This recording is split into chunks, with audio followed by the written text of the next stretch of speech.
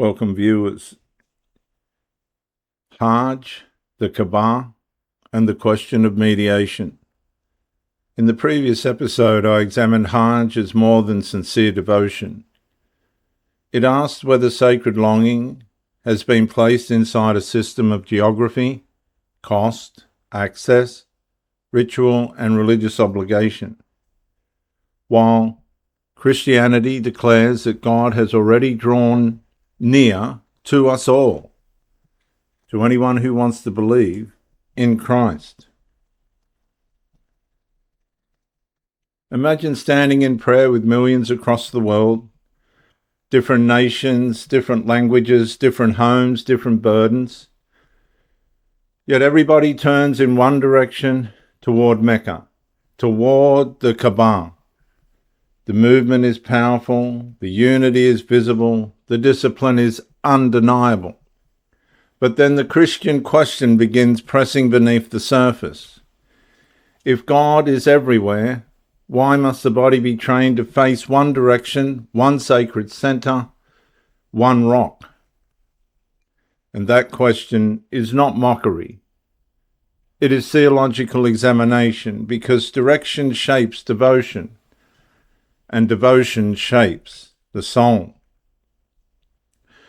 From a Christian perspective, the Kaaba functions as the central religious direction of Islamic worship and the focal point of Hajj. Muslims do not claim to worship the Kaaba itself, and that must be stated fairly. But Christians must still ask whether sacred direction, sacred center, and sacred movement begin functioning as a substitute mediation system where Christ alone should stand. The issue is not whether Muslims are sincere. The issue is whether sincerity is being directed toward God through a religious structure that Christ has already fulfilled and surpassed.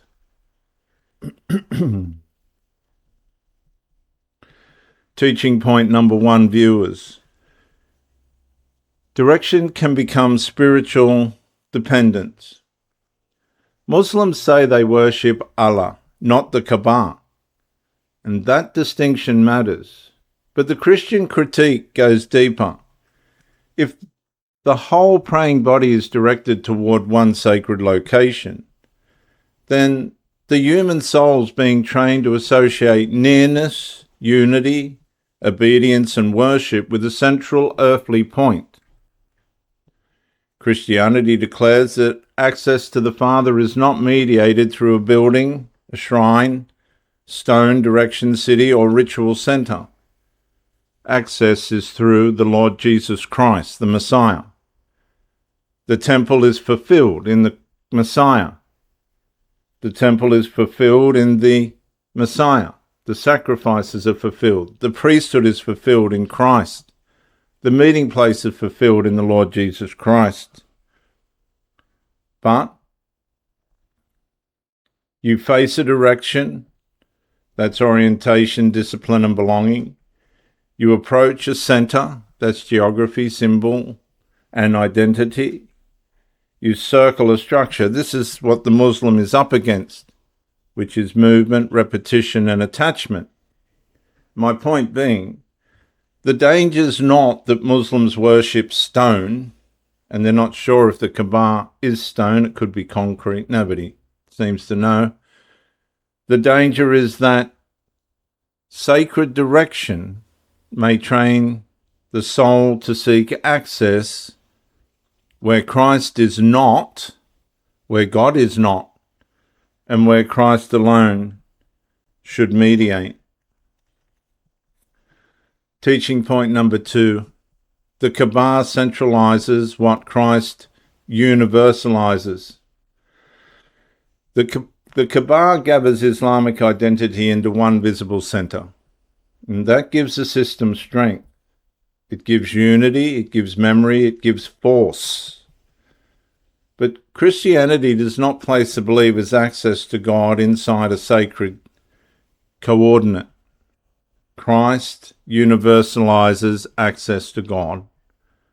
A believer can cry out in a prison cell, A child can pray beside a hospital bed.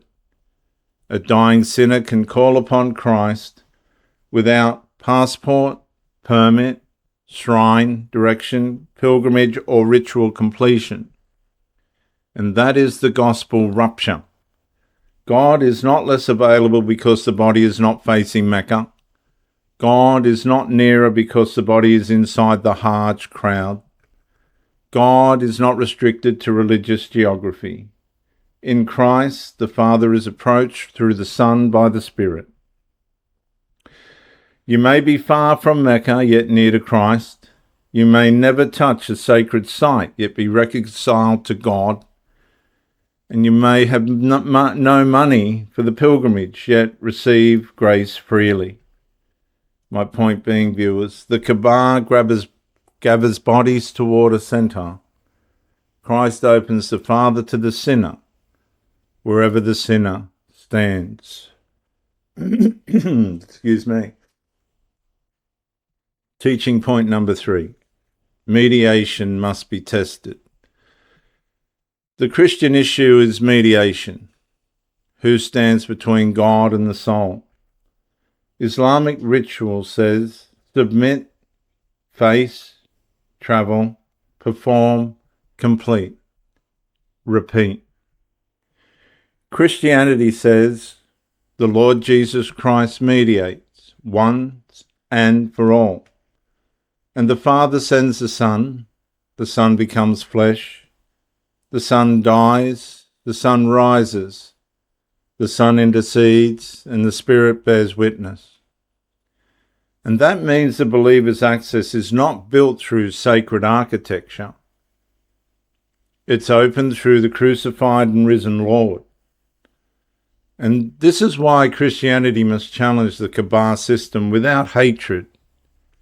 If the human soul is directed toward a sacred center while remaining outside Christ, then the system may create religious movement without final reconciliation.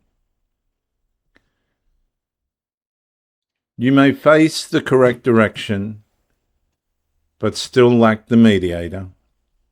You may join the correct crowd, what you believe is the correct crowd, but still lack the cross. And you may complete the correct ritual, but still lack peace with the Father. My punchline is this: sacred direction cannot replace the only mediator between God and humanity. Let me offer you a practical example. A Muslim prays faithfully for years. Every prayer has direction. Every body movement has meaning. Every turn toward Mecca feels like obedience. But then a deeper question appears. Has facing the right direction reconciled me to God, or has it kept me dependent on a system that never gives final assurance? Christianity answers with the Lord Jesus Christ. Not a direction, not a structure, not a pilgrimage center, a person, a living God, the Lord Jesus Christ, the Messiah. Let me ask you a question. If the Lord Jesus Christ is the true meeting place between God and humanity, why should the soul remain bound to sacred direction, sacred geography, and ritual center?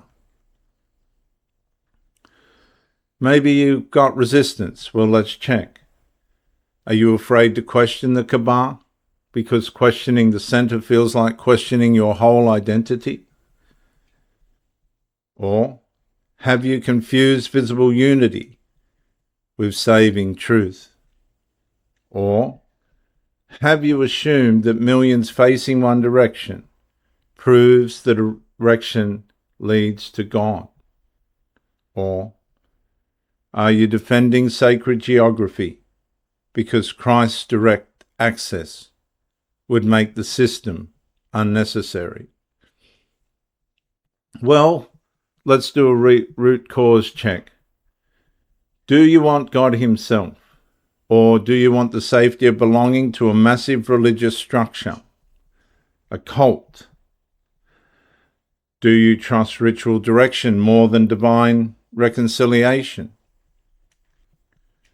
Do you fear losing community more than remaining unreconciled to the Father? Well, here's some immediate action if you want to take it. Grab a Christian Bible. Turn to the Gospel of John chapter 4, 21 through 24, and then turn to 1 Timothy 2:5 and ask this question. And remember, this is not just the Bible. This is the book of the people of the book. The people that Muhammad went to find affiliation and was rejected, which initiated all this terrorism. Because the people of the book rejected Muhammad. Because he didn't like, his beliefs just did not authenticate with the people of the book. So grab one of the people of the book's book and read John 4:21 through 24 and 1 Timothy 2:5. And ask this question. Does God require a sacred direction, or has he appointed one mediator? Let me close with a proverb before my final consequential statement. The crowd may face one center and still miss the narrow way, but the soul that comes to the Lord Jesus Christ, the Messiah, finds the Father without distance, price, or shrine.